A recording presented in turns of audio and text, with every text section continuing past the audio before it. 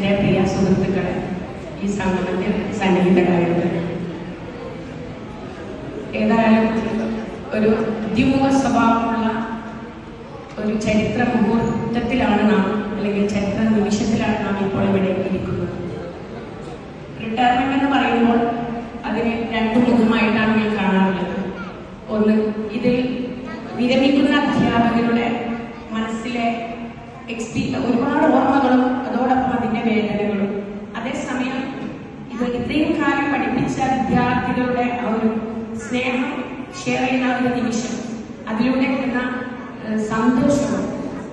അപ്പൊ എനിക്ക് ഈ സാറിനെ കുറിച്ച് രണ്ട് കാര്യം, അതായത് ഈ അധ്യാപകരെ കുറിച്ച് രണ്ട് വാക്ക് പറയണം എന്നുള്ള ആഗ്രഹം കൊണ്ടാണ് ഞാൻ പെട്ടെന്ന് ഓടി വന്നത്.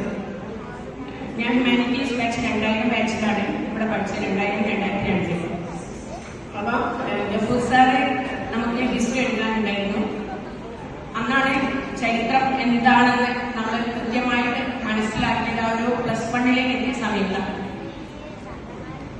സാറിനെ കുറിച്ച് പറയുകയാണെങ്കിൽ ക്ലാസ് മുറികളിൽ ഒരുപാട് കാര്യങ്ങൾ നമ്മളെ പഠിപ്പിക്കുന്നുണ്ട്.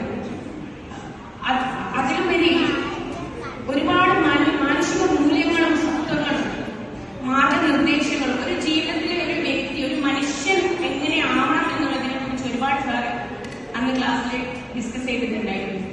അത് നമ്മുടെ ജീവിതത്തിൽ ഒരുപാട് സ്വാധീനം ചെലുത്തിയിട്ടുണ്ട്. ഗഫൂർ സാറ് നോ ഡൗട്ട് ഒരു മാതൃക അധ്യാപകൻ തന്നെയാണ്. അത് എനിക്ക് നിങ്ങളോട് പറയാൻ കഴിഞ്ഞതിൽ വലിയ സന്തോഷമുണ്ട്. ചരിത്രം ഇവിടുന്ന് +2 കഴിഞ്ഞ് പോയി ഞാൻ ഹിസ്റ്ററി മലബാർ മുസ്ലിം കോളേജിൽ ഡിഗ്രിക്ക് ജോയിൻ ചെയ്തു. അത് കഴിഞ്ഞാൽ പിന്നെ ഹിസ്റ്ററിയിലേക്കുള്ള പഠനമാണ് ഉണ്ടായിരുന്നത്. ഇപ്പോൾ ദൈവത്തിന്റെ അനുഗ്രഹത്താൽ മലബാർ മുസ്ലിം കോളേജിൽ ഹിസ്റ്ററിയുടെ അധ്യാപികയായിട്ട് ജോലി ചെയ്യുകയാണ്. അത് ഞാൻ അഭിമാനത്തോടെ പറയുകയാണ്. സാറിന്റെ ആ ഒരു മോട്ടിവേഷനും സാറിന്റെ പഠന രീതിയും അതാണ് എന്നെ ഹിസ്റ്ററി എടുക്കാൻ പ്രേരിപ്പിച്ചത്. Thank you sir, thank you so much. അതുപോലെ തന്നെ ഒരുപാട് കോളേജിൽ ഞാൻ ഇവിടെ വരുന്നുണ്ട്. ചരിത്രത്തെ ഗഹനമായിട്ട്, ചരിത്രത്തെ കുറിച്ച് ഒരുപാട് പറയാനുണ്ട്. എല്ലാവരും ചരിത്രം പഠിക്കണം. ഏത് വിഷയമായാലും എനിക്ക് പറയാനുള്ളത് ചരിത്രം എല്ലാവരും പഠിക്കുന്നതാണ്. അത് പഠിക്കുന്നതിലൂടെ പലതും സമൂഹത്തിലേക്ക് ഇറങ്ങി നമുക്ക് ചെയ്യാനുണ്ട് എന്നുള്ള തിരിച്ചറിവാണ് അതിലൂടെ കിട്ടുന്നത്. അതുപോലെ തന്നെ മറ്റുള്ള അധ്യാപകരുടെ റിട്ടയർമെന്റ് ചെയ്യുന്ന മഹബൂബ് സാറ്, അതുപോലെ നമ്മുടെ